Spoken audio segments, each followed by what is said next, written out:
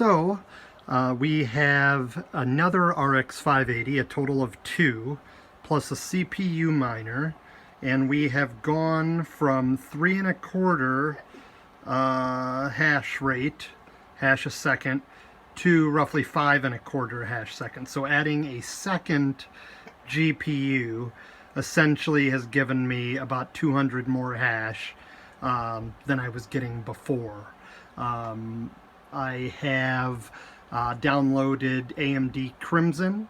I am not using Crossfire, and I have not done anything with the BIOS as of yet, and I'm still running Windows, not OS Miner as of yet. So those will be some future improvements along with hardware implementations. However, right now we have gone from 3 1/4 to 5 1/4 as far as hash rate by adding a second GPU.